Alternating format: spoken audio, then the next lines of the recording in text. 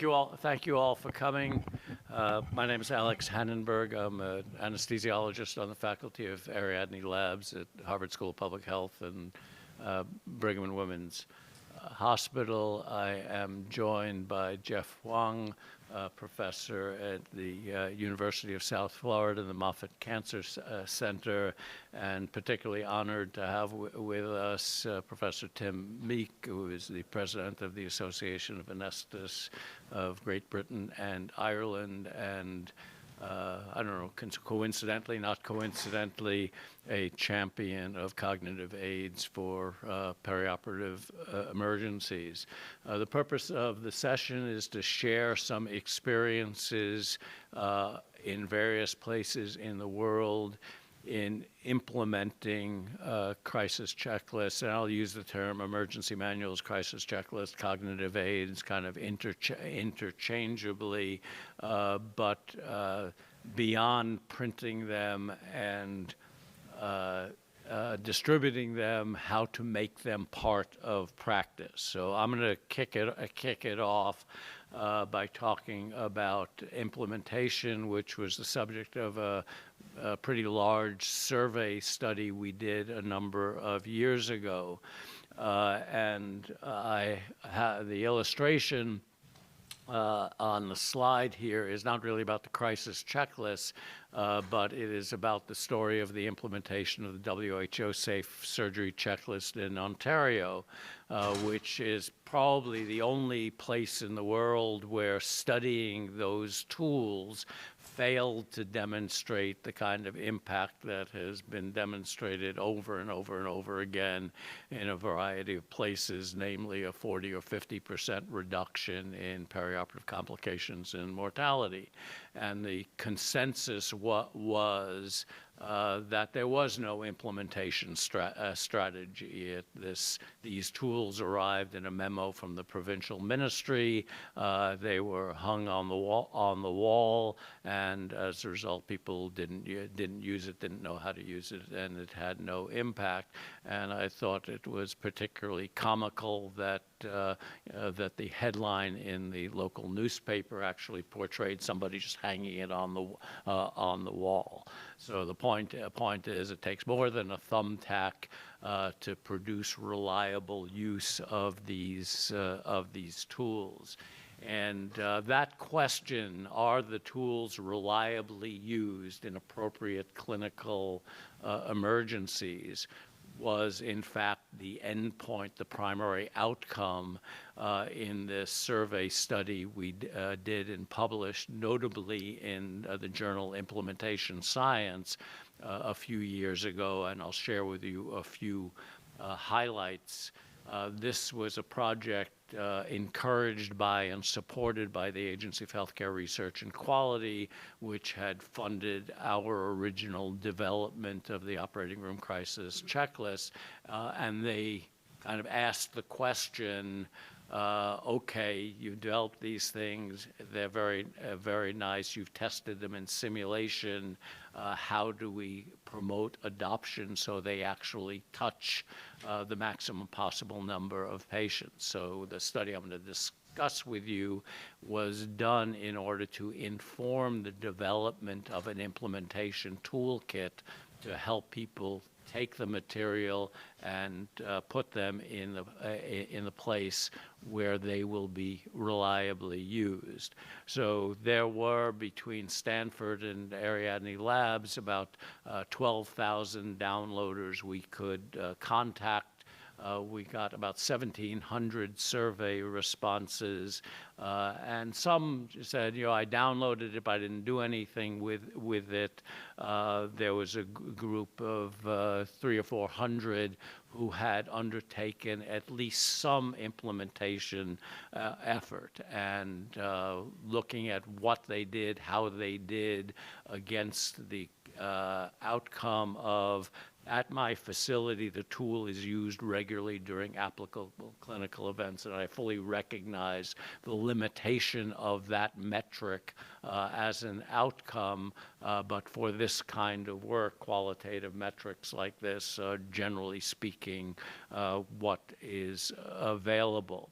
So a couple of observations. One is that implementing these tools in a small facility was more likely to be successful than in a large facility.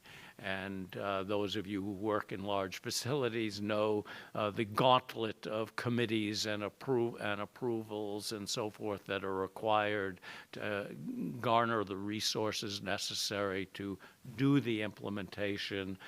So this kind of had face validity.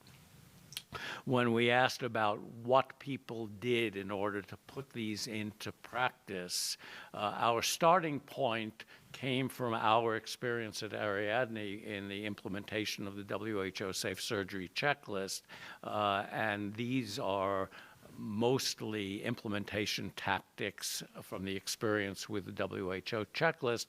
And in this exercise of trying to understand what people did with the crisis checklist, we actually did not uncover any substantial body of alternate implementation tactics.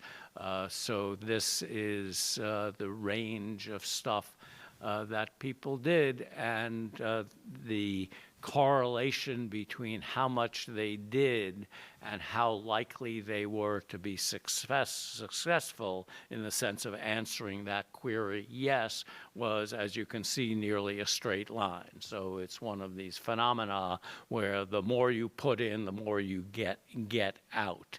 And the potency of any particular implementation tactic was not big differences from one to the other. So people pick what is feasible for them to do in their environment, and the more you do, the better you are. One of the other things that we're interested in is a non-emergency use of the cognitive aids. Clearly, they are designed very explicitly for real-time use in the midst of an operating room emergency. The graphic design, the use and feel, the user-centric design of the tools is all oriented to in the heat of the moment use. Nonetheless, when you think about these being lists, essentially, of the can't-miss steps in the management of now 16 or 17 different emergency scenarios, the utility as a teaching tool is pretty obvious. You know, for a long time, I was an oral board examiner, and pretty much, you know, when I would ask about the management of one of those emergencies, what I was wanting to hear was the stuff that is in the checklist. So a great review tool for trainees. Another use is after a critical event, when you're asking the question, well, how did the team do, measuring what happened in the past against the content of the checklist is a good outline for a debriefing discussion. Similarly, if you have a procedure in which either because of the procedure or the nature of the patient, a particular complication is more likely than not, taking a moment before the case and to ask the question, are we prepared to implement the key management steps as depicted in the checklist is a useful exercise. So all of these are options, notwithstanding the fact that tools are explicitly made for real-time management of critical events. But when we ask, did you use the checklist for some other purpose, the more often the answer to that question was yes, the more likely people were to say, yeah, and when we really need it in the emergency, it is reliably used. Part of this is keeping the existence of the tools front of mind, so to speak. And it's a very common phenomenon to put people in a simulated emergency and say, oh, by the way, there's a crisis manual over here, have them jump into the scenario and immediately forget that they have that tool available. the same cognitive failure that prevents you from knowing how to dilute the epinephrine for administration, the same kind of cognitive failure results in not making use of this tool. So I like to think of these alternate uses, that you saw the tool when you were reviewing for your boards, or you saw the tool during the case conference as ways of reinforcing and increasing the likelihood. And this finding from the survey seems to suggest that that actually does happen. So if I wanted to summarize what we learned from implementation, and I got interested in this, in fact, in taking on the task of implementing a crisis checklist in my community hospital, and then started knocking on the doors at Ariadne about improvements, particularly about the capacity to edit and customize, which is encouraged, but originally was damn near impossible, to be blunt. These are some of the tactics that I think helped produce a successful implementation. One of the, Atul Gawande, who leads our group, is fond of saying about the WHO checklist or these other tools that the essential ingredient without which none of these things is going to make a difference, the essential ingredient is humility. That is, you have to start from a place where you recognize that it is possible for you to miss something important in the either in a routine case or in the management of an emergency. But you also have this social construct around it. I'm going to pull out a checklist, and is everybody else in the operating room going to conclude, well, he must be a complete idiot if he needs to get a piece of paper to work through this emergency? And so having nurses and surgeons and everybody else in the place part of the process of deciding that this is going to help us deliver better care is really a crucial ingredient. And I'll share with you a little anecdote. During the planning of our implementation, one of our general surgeons was at the table, and we talked about the reader role. That is, there is value in assigning somebody to read the checklist out loud during the emergency.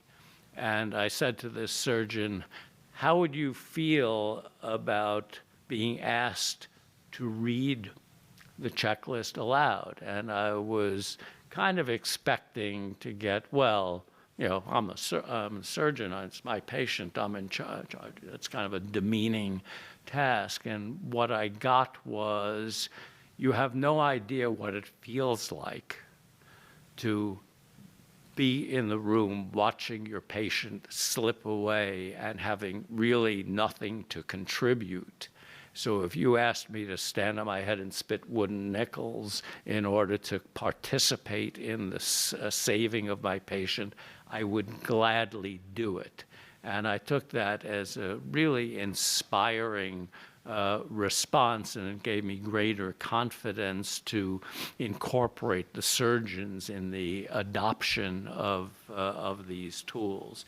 We made as many copies. We have a copy on the anesthesia workstation and one at the nurse's desk in the operating room when we did obstetrical crisis checklists, which I'll mention in a moment, and I think Tim is going to speak to as well.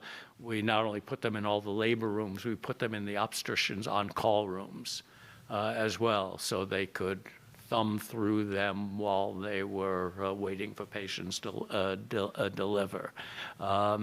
At Mass General, when they implemented, they put posters in the stalls in the bathrooms with pictures of the manual to increase familiarity and to let people know. So it is a kind of PR advertising promotion campaign that is part of it, and there may be people in your institution who are professionals in that kind of work whom you should tap to help. when we went through this, we recognized that the work is being done typically by somebody in their spare time, so to speak. So how can we make it easier and more efficient? And looking at the findings of that survey project, we developed this implementation toolkit, which is available online. So if you're going to make a pitch to your OR staff what this is about, videos and prepared PowerPoints and so forth are available in here, talking points, simulation scenarios. I'll give you an example of how nuts and bolts this guide gets. I made the mistake of, we were going to print them and put them in binders and sheet protectors, and I got sheet protectors and tabs that were incompatible with one another.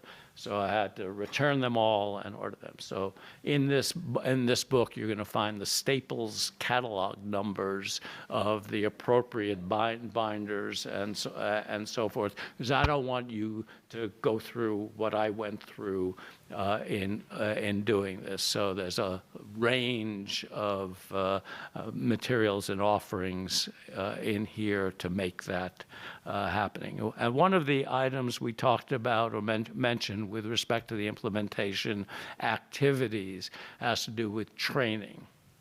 And if you think about it for a moment, you pick up one of these manuals, and how they're developed and how they're used is not completely intuitively obvious.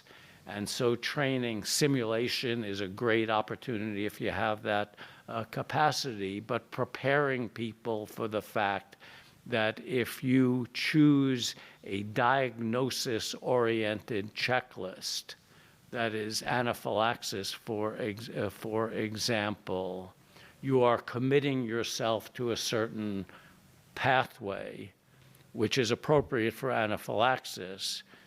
But if you've missed some other diagnosis, you would have been better off opening up the hypotension page, and you might eventually get to the anaphylaxis page. But I don't think that's necessarily so obvious to the naive user. So those are the kinds of things that you want to bring out in simulated emergencies or even in didactics as you roll this out. You know, one of the particularly with experienced anesthesiologists, the reaction, I don't need no damn checklist. I'm, board certified and I'm experienced and so forth, which obviously is a fallacy given the cognitive barriers in an emergency. But we borrow a lot from aviation. In aviation, they talk about immediate actions or memory steps. You have an airway fire, nobody expects you as the first step to open the fire page. There's things you're going to do, and just making it clear that we understand that that's the case helps garner acceptance of the tools as, all right, what I did as a first line immediate action or memory step didn't work. Now help me walk through all of the plan Bs. And this issue of, and this goes back to the multi-professional implementation, triggering the checklist use. As I said, it's easy for you to forget you got a checklist, but maybe the surgeon or the nurse will remember that there's a checklist. And one of my happiest moments a few months after implementing this was some orthopedic patient who developed ventricular tachycardia, and my colleagues were doing just what they were supposed to do to manage it. The circulating nurse picked her book off her shelf, opened it to ventricular tachycardia, walked up and just said, in case you want to take a look at this. And I said, that is the product of a multi-professional implementation strategy, because she filled the gap that they had left by just moving on to immediate actions. The other thing worth mentioning is that we're often told that after a critical event, debriefing the team is a critical step, which I think most of us would agree. But if I asked you, what does that look like? It's not so clear, and it requires a certain degree of confidence and forethought to successfully manage that conversation in a team that's just gone through something terrible, and in fact that may have been a fatal complication. So Alex Arriago, who did the original work on developing the Ariadne checklist, led a project that we participated in to try to understand what support could be given. And so there is an additional checklist for debriefing with several steps to take to try to make it a safe and useful exercise with the team in the moment.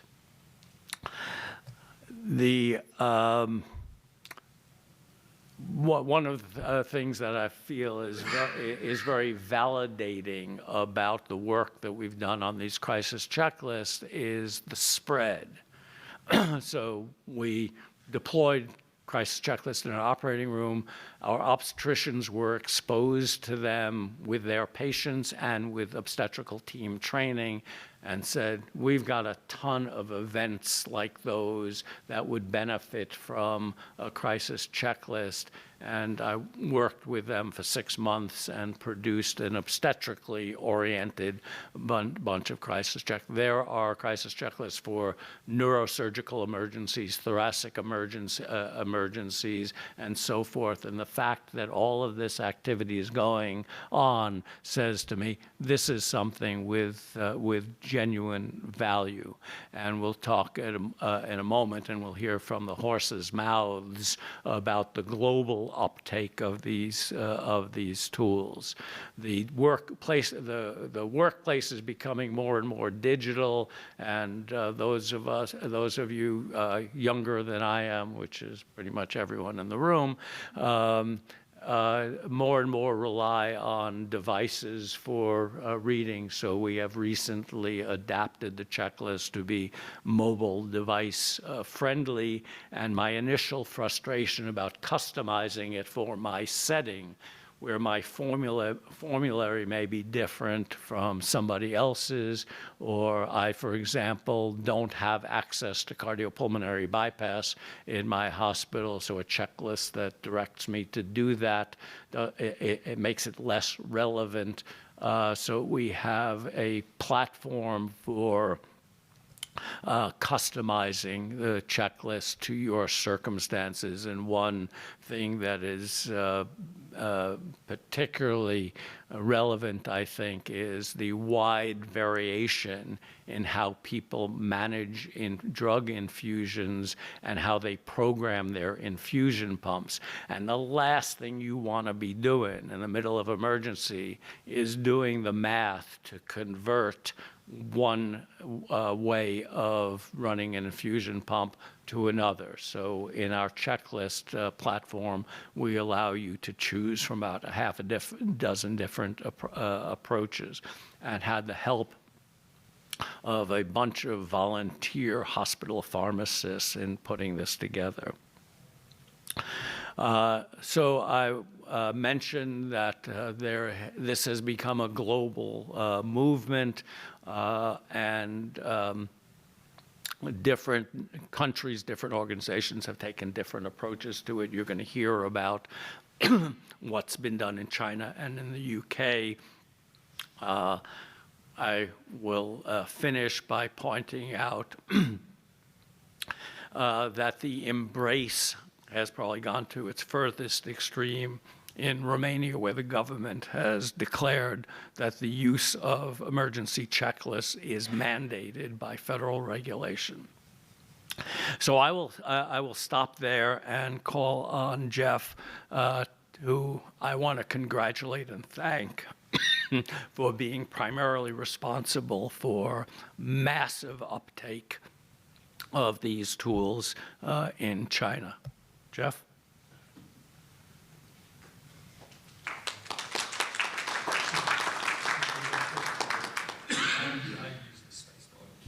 Oh, okay, okay. But these things probably work too. Okay, thank you. All right. Thank you. This is a wonderful presentation. Next, I'm going to sharing experience of how we implement emergency menu in China. So we all learned just from Alex's presentation. Alex's group and Stanford's group and their collaboration, emergency menu implementation collaboration, that they had done tremendous job implementing and promoting this emergency menu here in the U.S. So that's how we recognize this tool is so valuable when we manage crisis. And we also realize it's a tool that every anesthesia provider, in my opinion, must have in their fingertip. So that's why we believe this tool should be implemented or adapted internationally. That's why I reach out to Alex and also reach out to Stanford's group, all those authors. So we are very fortunate to get their permission to translate. So after the menu translation was complete, we decided to publish in this called New U Anesthesia Forum because it is the largest anesthesia network in China. And every new version or new update was coming out, we translated them immediately and uploaded into the website for free download and free access. So when the first version of operating room emergency menu was published, within 6 months, we got almost 125,000 copies was downloaded. And this number do not including those distribution through the email individually or through the social media group. So the free download been proved is one of the effective way to reach out large audience. But we find out just free download is not enough. So promotion, education is also important. So you can ensure the provider understand the content, and so they can using the menu effectively. So the our Chinese American Society of Anesthesiology partner with this New U Anesthesia Forum, organized several online lectures. So from 2017 to 2019, we organized operating room crisis management series. This series covered 22 operating room critical events, which are in the menu. And the program turned out to be a huge success. We attract about 130,000 views. So we built on this successful experience when the OB emergency menu was published. We organized another series called OB Emergency Management Series. This series have 15 lectures. Some of the speaker are our CASA member, and they did a fantastic job. We attract about more than 2.5 million views. So the online education allows us to share this knowledge on a much larger scale. But just free download and online educations are not enough. According to study from Stanford University, they suggest one of the largest barriers to emergency menu use during the real crisis is lacking of the simulation training. Alex already mentioned that in his presentation too.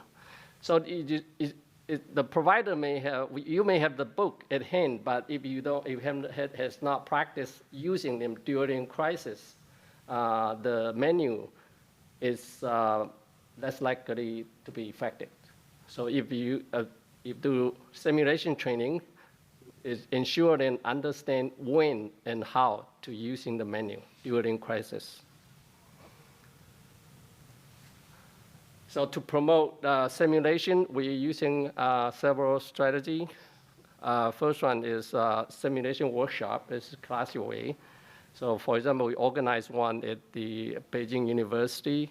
It's a 2-day training course, and participants from all over the country participate in this training course. So they gain their hang-on training experience. At the end, they are qualified to become a trainer. Second, we use is called simulation demonstration. What we did, so we invite a group of the experts to perform light simulation on stage during a regional anesthesia meeting. The feedback actually is very good. They say watching the simulation demonstration is more effective to learn than listen to the lecture. And another one, the strategy is called simulation training competition. Sometimes it's called simulation war. For example, we organized one in a city called Zhongshan City. 7 hospitals participate in this event.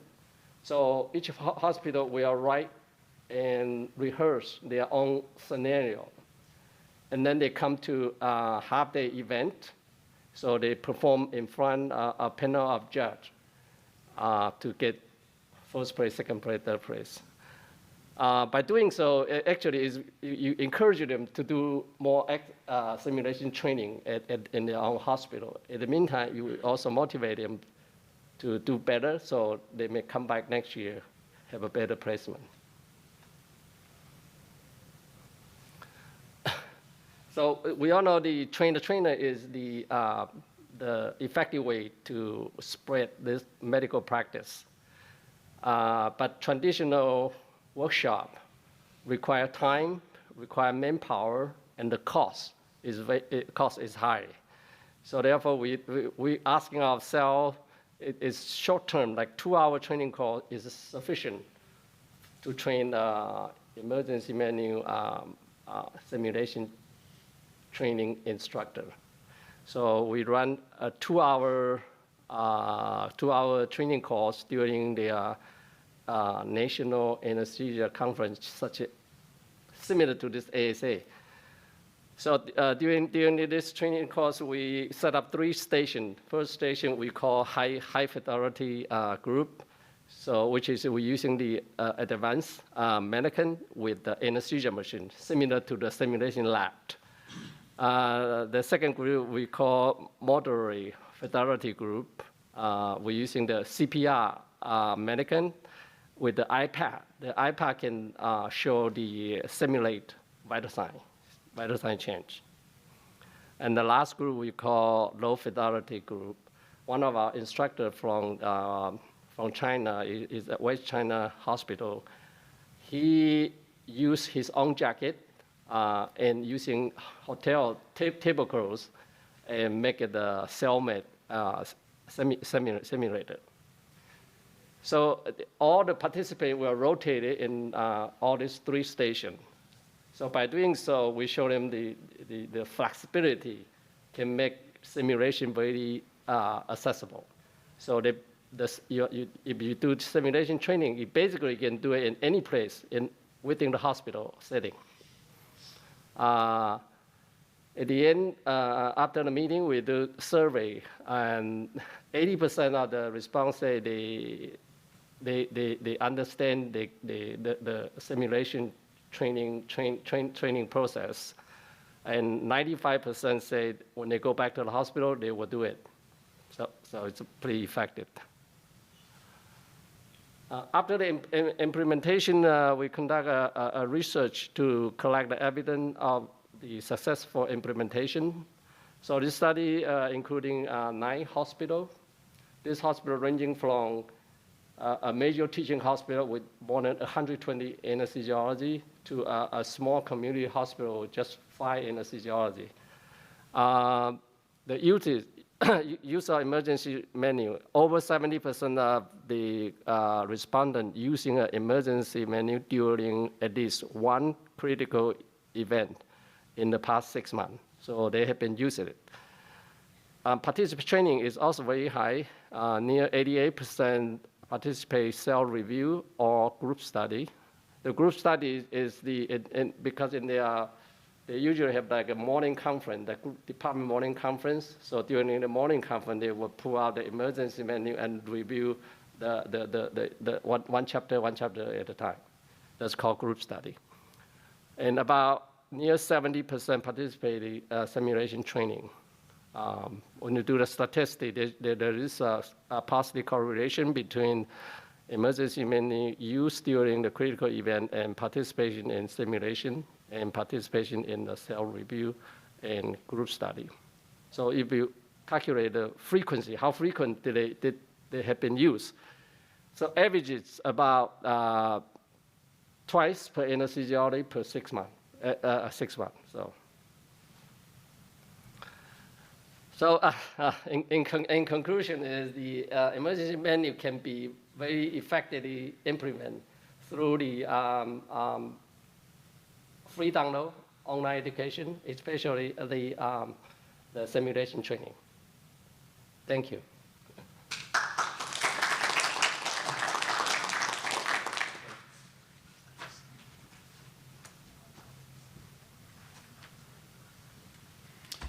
Right, thank you. Thanks to Alex for the very kind invitation to come and speak, and thanks to some of my colleagues from the United Kingdom who followed me all the way here just to hear this talk. Right, that button, is it? There we go, right. Okay, so I'm going to try and answer these questions in as short a time as possible, so I will have to speak very quickly to get through all my slides. If I'm going too fast, just somebody wave to slow down. So the Association of Anaesthetists, I don't know who in the room is familiar with our organisation, but we're 10,000 strong membership organisation in the UK, and we've got lots of strands, but one of the strands that we've always been really famous for is these. These were our glossies, and they were called that because they used to arrive in a lovely glossy paper format, and they were and remain one of our most popular outputs. So guidelines for dealing with all sorts of different situations. But also we have a sort of standalone laminates that we used to issue. So this is the one on local anaesthetic toxicity, which I was involved with in 2007, 2010. So 2 different types of publications that we put out that are very, very popular. Of course, these days we don't post them out to people as we used to. They're all available online, but it's essentially the same idea. And there are in excess of 60 guidelines that we produce, and they're updated over time. And consistently one of our most popular outputs. And so that answers the question, why the association? I know it's been sort of rolled out slightly differently in the US, hasn't it? But this came from us because we had I guess kind of a mandate from our members to do this kind of thing, and also some skin in the game, as they say. How did it start off? Now, I'm going to keep saying that I did this, because I didn't do this, but I initiated the work. There was a big team of people around me that made it possible. So please forgive me if I keep saying I. It's, done with a degree of humility. So as I say, in 2007, 2010, I'd been involved in writing the association's local anaesthetic toxicity guidelines, which were the first guidelines in the world. And there's a whole other story about how that happened, but that's for another day. I really got into the guidelines thing, and I wanted to write a guideline for the management of this, as you can see, hypoxia, desaturation, cyanosis, raised airway pressure, because at the time there wasn't one, and there were all sorts of ways of it was taught to us to deal with this scenario. Either start the patient and work back, or start the anaesthetic machine and work forwards, all very unsatisfactory. So I'd kind of written this, and then I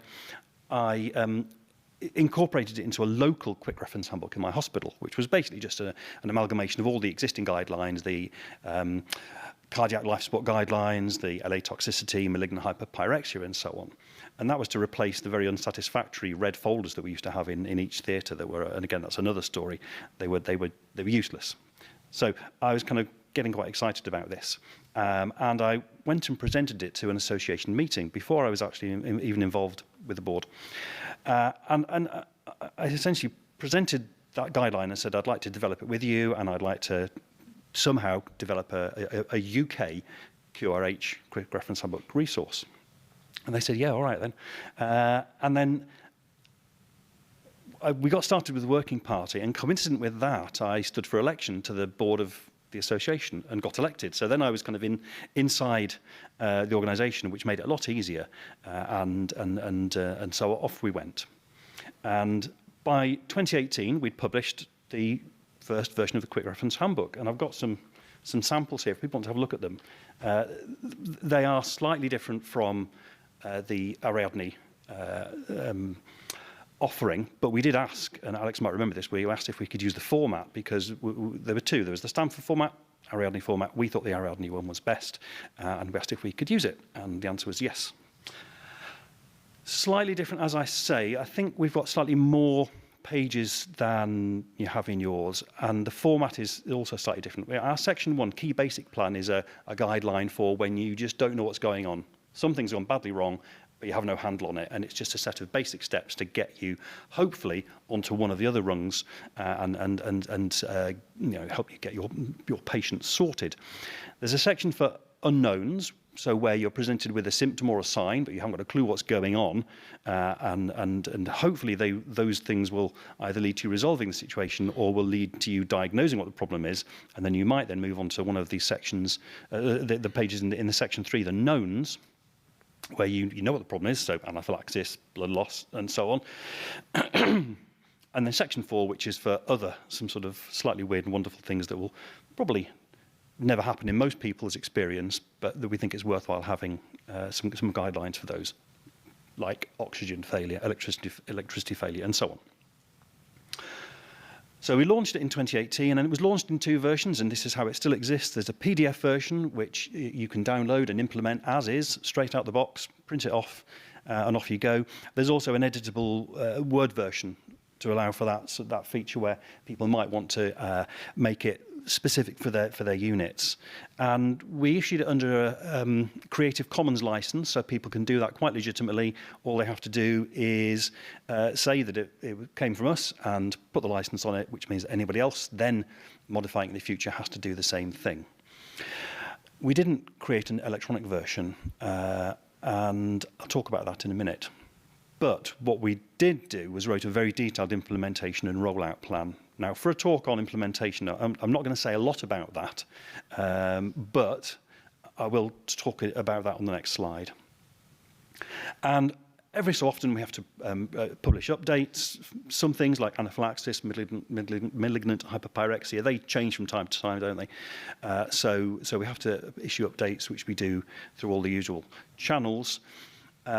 There's a degree of horizon scanning, and that's mostly me, but also some other very helpful individuals. Members sometimes write in and say, did you know something's changed? And we'll say, OK, we'll update one of the guidelines based on that. And also we've got informal networks through other organisations, so people from the college, from the Obstetric Anaesthetists Association, from the Safe Anaesthesia Liaison Group. These are all the groups that we interact with. And sometimes they will come and say, actually, one of your pages needs updating, and we'll do that. But this is just a rough outline of what our implementation guide says. I mean, 9 fairly simple steps. Probably the most important one, I don't know whether you'd agree with me, Alex, is number 1, is to get a team assembled, because you won't be able to do it on your own, but you do need a champion, somebody to kind of guide and corral all the efforts. Number 2 is pretty important as well, deciding where you're going to have these QRHs. But also equally important is to decide where you're not going to have them, because some places are so remote. What will happen is when you really need them, somebody will have nicked it and it will have gone, or you won't be able to find it. So for some locations like MRI, you're better actually to have it on a cart and take it with you when you go down there to do your anaesthetic. And then I guess at the bottom, maintaining the QR8s, you need somebody to police it and to make sure that they haven't been stolen, to make sure that if they are, they get replaced. Because people do sometimes take them away, even though it says on the front quite clearly, do not remove. But there you go. So why didn't we create an electronic version? Well, at the time, it would have been complex and expensive, and that's probably still true. We were quoted, you know, a 5-figure sum just to create a very basic version, and at the time we just wanted to get it rolled out. I think there are issues with the format. I don't think, because everything is on one page, and I think one of the important things when you're using any of these pages is that you have an overview of the whole thing. So you kind of know where you are in the guideline, but you know that you can go back to the beginning, or you can, you know, go off to one side and use one of the breakout boxes. So, in my opinion, it's not suitable for smartphone implementation, but others disagree, and I'm prepared to be corrected. There are other ways that we might roll it out. So, a tablet format, I think, could work, and I'm really interested to maybe speak to Alex more and find out more about that in due course. Of course, if your device breaks, then it's no good, and, you know, sort of good old-fashioned paper thing can't break, it's always there. And also, once you've got an electronic version, it's got to be there's got to be some upkeep, which again requires expense and personnel. And I would argue that if you've got your QRH in every location where you do anaesthesia, you don't really need to have it available anywhere else. Now, I know that's maybe not true. I know a lot of residents do like to have a copy to learn from, but you can download a copy and keep it in whatever format you like. So anyway, that's why we didn't go for it, and I just like the fact that this is a really simple, low-tech solution that people can just implement, as I say, out the box. As soon as it's printed, you can put it in your theatre if you want to. Having said that, there is a fan version. So a very, very switched-on resident in the UK has created a version for Android and for the other company, and that's kind of done with our blessing, and we do keep in contact, and we have an assurance that it will always be kept up to date. But the disclaimer's on there that it's not our product; it is just a fan version.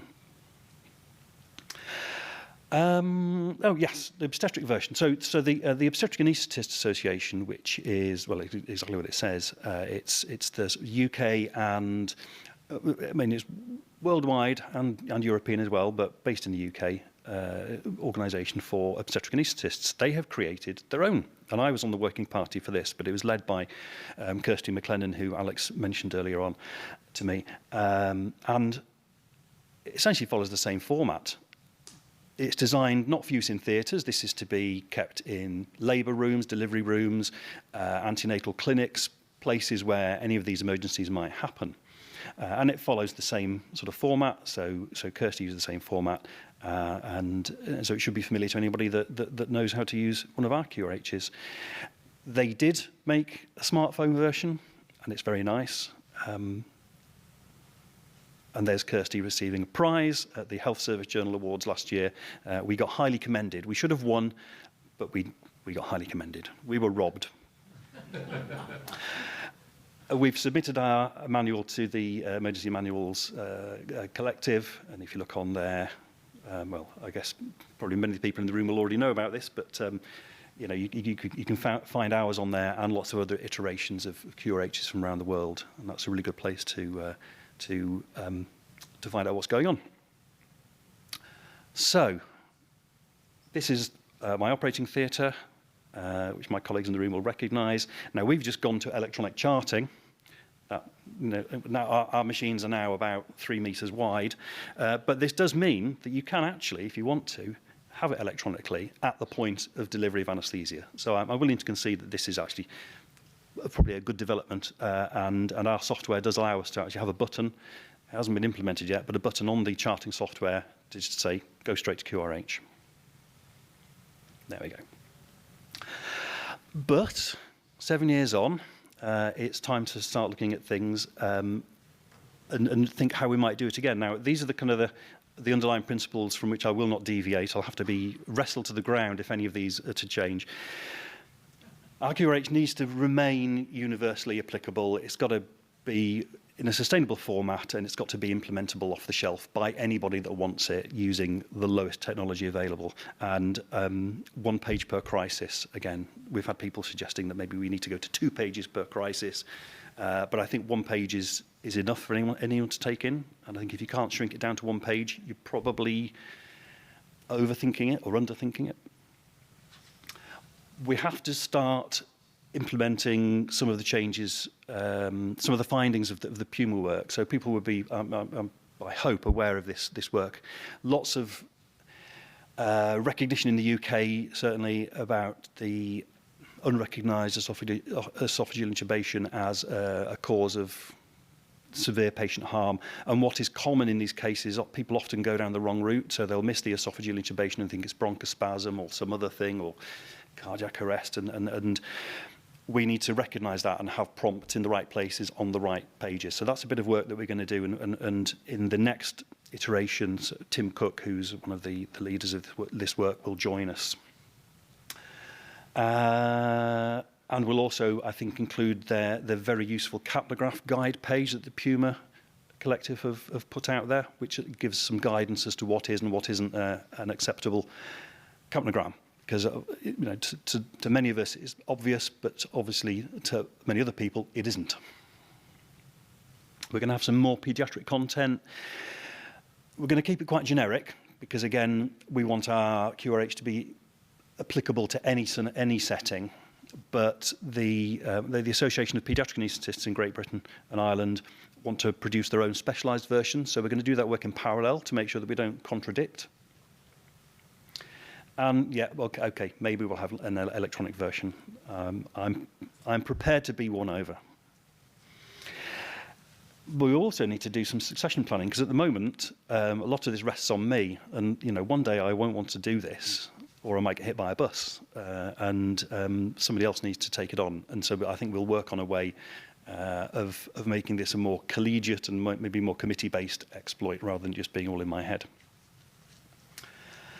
So that's the first part. The second part of my talk is not quite as long, I don't think. Some of you may have seen this letter. This was in Anaesthesia, the best journal in the world. So Mike Nathanson, David Bogod, and William Harrop Griffiths, so 2 of those are former presidents of the association, and one is a former vice president, basically wrote this letter on the background of the esophageal intubation work that's been going on, saying that it's time that we should have mandatory training for rare anaesthetic events, which not all of us have. And they coined this phrase, death by human factors, which sort of puts it quite starkly, doesn't it? And they contend, and I don't think there's anything particularly, contentious about this, that there should be regular multidisciplinary team training to improve team performance during a small number of rare but potentially fatal perioperative events. And they suggest this list. I wouldn't argue with that list. That's maybe the list to start with. There's half a dozen things that probably you just need to be able to get straight into. But this kind of, I think, crystallised it for me. And the words that I put in there in red really summarise it. This needs to be career-long and mandatory, which we don't have at the moment. Now, I would suggest that the Quick Reference Handbook is actually the syllabus for this work.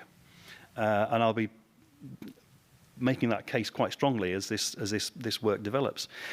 Some places have implemented a crisis of the week, and this is in our implementation guide. So, you know, you can draw up a plan, and week 1, when any of your theatres have some downtime, you say, okay, well, don't waste that downtime. Do a practice of this week's scenario. And in week 2, it rolls on. Conveniently, there are 26 scenarios in our guide, so you could do each one twice per year, if you wanted to, on that basis. You might have seen this. This is Fiona Kelly, who works in Bath in the southwest of England, and she has this thing called T-trolley training. And some other places have done it, but I think Fiona is probably the key exponent of it, where literally she will go around with some residents and a tea trolley with cakes and tea and a particular teaching event for each week, and we'll go round. And so if you take part in it, you get educated, but you also get a cake and tea. But not every department has a Fiona. So this is Heathrow Airport. This is British Airways Training Centre, and they run a brilliant course there on human factors for anaesthetists, and you get to work with people from aviation, but also from healthcare, critical events training. This is the 747 full motion simulator, and that's me flying it. That's the best bit of the day. It's phenomenal, but it is really good. But what it brought home to me was speaking to the pilots. Of course, what they have is regular simulation sessions, it's mandatory, and it's part of their job. So they don't have to do it in their spare time, and they get paid for doing it. Whereas for us, certainly in the UK, it's still the province of enthusiasts, people doing it in their own time, off their own bat.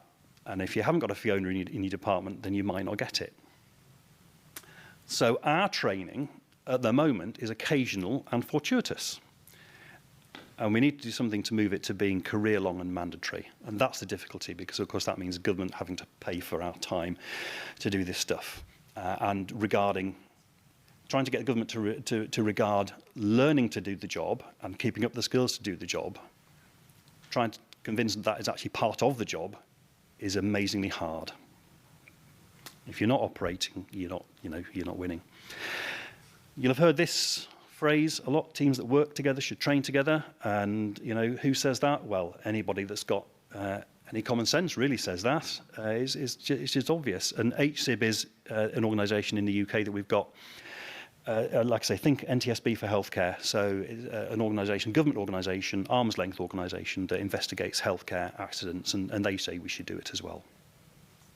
However, I would also contend that teams that don't work together should train together. And this is what happens in aviation, because I think BA has 4,000 pilots.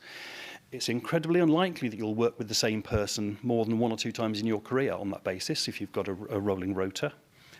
And that's one of the beauties of learning to use a QRH. You walk into a room with 10 people you've never met before, but if you've all used the QRH and practiced it, you can work together. So I think that's something we shouldn't lose sight of. And again, there you go, I'll say it again. The QRH is the ready-made syllabus for all of this. We're beginning some work together, the college, the Royal College of Anaesthetists and us, and mark my words, we'll take it forwards and we'll report back in the future. So I'm nearly done. I'll just put this up. These artefacts are in the Space and Flight Museum in Washington. 2 of my favourite things I've ever seen. These are Michael Collins checklists from the Apollo 11 command capsule. And just showing, well, 2 things. One is that a checklist, a cognitive aid is never finished. You can see it's been annotated with all sorts of things that he's obviously thought of in practice or in use, including fingernail clippers and limeade iced tea. Very important. But also, there's a place for humour and everything. And I love the old lunar scratch pad. And maybe we'll do an old English version of the QRH as like a collector's item in the future. So there we go. What next? Well, we'll watch this space and we'll find out. If you want to have a look at our version of the QRH, like I said, I've got 3 copies here. They can be passed around and probably stolen, or you can download it. And if you want to contact me, that's my email address, or just come and speak to me. Okay. Thank you.